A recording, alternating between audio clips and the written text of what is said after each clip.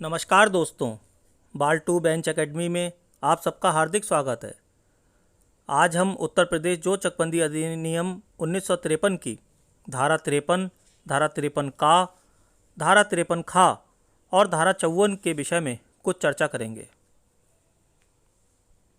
दोस्तों, धारा 53 खातेदारों के मध्य चकों का पारस्परिक विनिमय का प्रावधान करती है। अगर आप लोगों ने अभी तक बेयर एक्ट नहीं खोले हैं तो कृपया सबसे पहले वीडियो को रोककर आप अपने बेयर एक्ट खोल लीजिए और उसमें धारा 53 निकाल लीजिए। धारा 53 में खातेदारों के मध्य चकों के पारस्परिक विनिमय का प्रावधान किया गया है। Mutual exchange of chaks between tenure holders. इसे पढ़ लेते हैं। इसमें कह रहे हैं कि बंदोबस्त अधिकारी चकबंदी के लिए यह वैध होगा कि वह चकबंदी क्रियाओं के किसी स्तर पर, किंतु धारा 27 के अधीन अंतिम अभिलेख तैयार हो जाने के पूर्व खातेदारों के मध्य समझौते द्वारा चकों या उनके किसी भाग के पारस्परिक विनिमय को अनुमति दे। अब देखिए, इसमें सबसे पहला पॉइंट तो आपको यह याद रखना है कि बंदोबस्त अधिकारी चकबंदी करेगा ये काम। जो खातेदारों के मध्य चकों का पारस्परिक विनिमय होगा धारा 53 के अंतर्गत, उसके लिए कौन अधिकारी जिम्मेवार है, दायित्वाधीन है? बंदोबस्त अधिकारी। ठीक है। और इसमें कह रहे हैं कि बंदोबस्त अधिकारी चकबंदी के लिए यह वैध होगा कि वह चकबंदी क्रियाओं के किसी स्तर पर, किंतु धारा 27 के अधीन अंतिम अभिलेख तैयार हो जाने के पूर्व खातेदारों के मध्य समझौते द्वारा चकों या उनके किसी भाग के पारस्परिक विनिमय की अनुमति दे। अब इसमें दूसरी बात आई कि धारा 27 के अधीन अंतिम अभिलेख तैयार हो जाने के पूर्व। ऐसा क्यों किया जा रहा है? देखिए, अगर अंतिम अभिलेख तैयार हो गए और उसके बाद में फिर विनिमय की अनुमति देंगे तो फिर उन अभिलेखों में संशोधन करना पड़ेगा, तो वह अभिलेख फिर अंतिम कहाँ रहे? तो ये जो काम जो भी हैं, जो अंतिम अभिलेख तैयार होंगे उनके पहले परमिशन दे सकते हैं, उसके बाद में फिर नहीं देते हैं। और इसमें दूसरी बात ये कह रहे हैं कि खातेदारों के मध्य समझौते द्वारा, यानी कि खातेदारों के मध्य आपसी समझौता हो गया कि साहब हम एक हमारी ये चक है, एक आपकी ये चक है, हम इसका पारस्परिक विनिमय कर ले रहे हैं, तो बंदोबस्त अधिकारी उसकी अनुमति दे देगा। क्यों देगा वो? इसके लिए धारा में आगे वर्णन किया गया है 3 पॉइंट में, उसे आप ध्यान से समझिए। यदि वह इस बात से संतुष्ट हो कि उक्त विनिमय से चकों के आकार में सुधार हो जाएगा। अब बंदोबस्त अधिकारी को यह लग रहा है कि ये दोनों पक्ष जो आपस में पारस्परिक विनिमय करेंगे तो इस विनिमय से जो इनके चक हैं उन चकों के आकार में सुधार हो जाएगा, तो वो क्या करेगा? अनुमति दे देगा।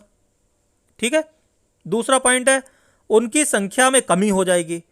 जो चकें हैं वो छोटी छोटी जोतों में बिखरी हुई हैं, तो उनकी संख्या में कमी होके उस चक के आकार में सुधार हो जाएगा, तो वो क्या करेंगे? अनुमति दे देंगे।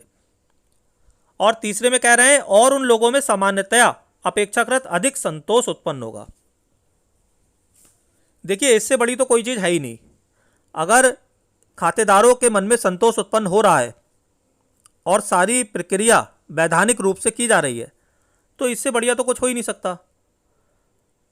देखिए, पूरे चकबंदी अधिनियम का प्रयोजन ही यही है कि खातेदारों का कल्याण हो, खेती का विकास हो और खातेदारों के मन में संतोष हो। ठीक है। अब आते हैं धारा 53 का पर। धारा 53 का खातेदारों द्वारा तैयार की गई चकबंदी योजना की मान्यता का प्रावधान करती है। Recognition of scheme of consolidation prepared by tenure holders. देखिए, जो कंसोलिडेशन स्कीम है इस धारा में वो खातेदारों द्वारा तैयार की जा रही है। किसान चकबंदी योजना को तैयार कर रहे हैं और उस चकबंदी योजना को मान्यता दे दी जाती है। हालांकि प्रैक्टिकली इस धारा का एप्लीकेशन बहुत रेयर केस में ही होता है, बहुत कम हो पाता है, लेकिन फिर भी परीक्षा के दृष्टिकोण से तो ये काफ़ी महत्वपूर्ण है ही। इस धारा को हम पढ़ लेते हैं। उप संचालक चकबंदी किसी गांव के संबंध में, चाहे वह चकबंदी क्षेत्र के भीतर हो या बाहर,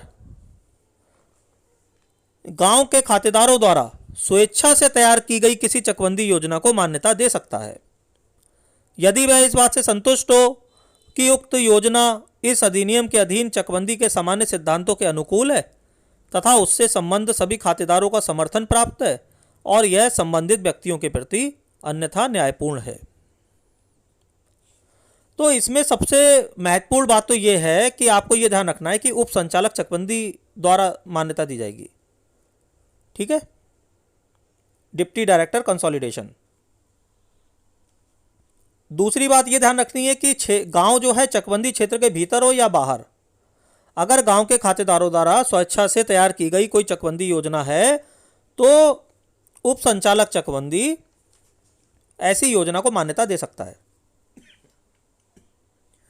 मान्यता कब देगा? यदि वह इस बात से संतुष्ट है कि ये योजना जो है हमारे सिद्धांतों के अनुकूल है और इससे सभी खातेदारों का समर्थन भी प्राप्त है और ये न्यायपूर्ण है। इतनी सी बात कह रहे हैं इसमें। आगे उपधारा 2 पर आते हैं। उपधारा 1 के अधीन मान्यता प्राप्त चकबंदी योजना इस अधिनियम के उपबंधों के अधीन तैयार तथा पुष्ट की गई समझी जाएगी और उसके अधीन लागू समझी जाएगी। यानी कि ये जो खातेदारों ने चकबंदी योजना तैयार करी और इसे उप संचालक चकबंदी ने मान्यता दे दी, तो ये योजना ये मानी जाएगी कि इसी अधिनियम के उपबंधों के अधीन तैयार की गई है, पुष्ट की गई है और लागू की गई है। आगे आते हैं धारा 53 खा पर। यह परिसीमा यानी कि लिमिटेशन के संदर्भ में प्रावधान करती है। परिसीमन अधिनियम 1963 की धारा 5 के उपबंध इस अधिनियम तथा तदंतर्गत बनी नियमावली के अधीन प्रस्तुत प्रार्थना पत्रों, अपीलों, पुनरीक्षणों तथा अन्य कार्रवाइयों पर लागू होंगे। यानी कि लिमिटेशन एक्ट 1963 की जो सेक्शन 5 है उसके प्रोविजंस इस अधिनियम के अंतर्गत बनी नियमावली, तो इस अधिनियम और नियमावली के अंतर्गत जो प्रार्थना पत्र पेश किए जाते हैं, अपीलें की जाती हैं, पुनरीक्षण किए जाते हैं या जो और भी अन्य कार्रवाइयाँ की जाती हैं, उन सब पर वो लिमिटेशन एक्ट की धारा 5 लागू होगी। दोस्तों अब आते हैं धारा 54 पर। धारा 54 में नियम बनाने का अधिकार दिया गया है। तो नियम बनाने का ये अधिकार किसको दिया गया है? सबसे पहले तो ये प्रश्न दिमाग में उठता है। इसे पढ़ लेते हैं धारा को।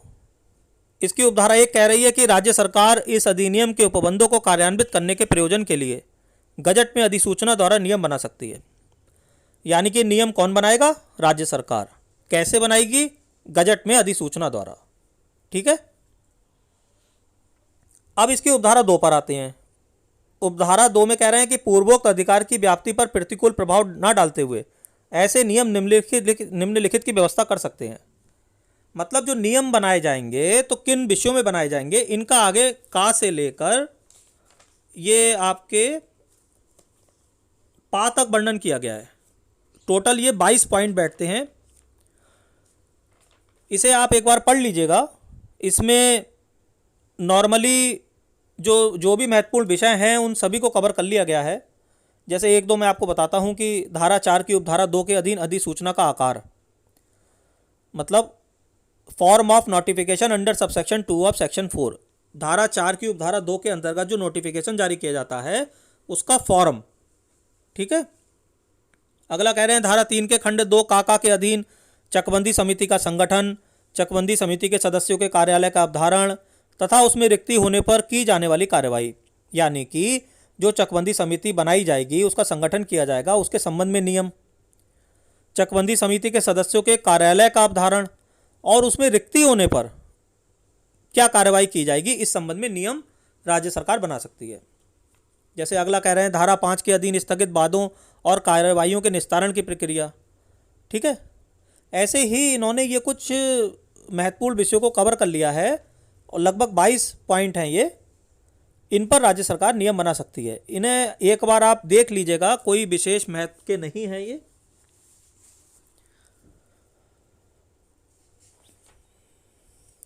तो दोस्तों मैं आशा करता हूँ कि आपको आज का विषय क्लियर हुआ होगा। अगर आपको मेरा वीडियो अच्छा लगा हो तो कृपया मेरे वीडियो को लाइक करें और मेरे चैनल को सब्सक्राइब करें। धन्यवाद।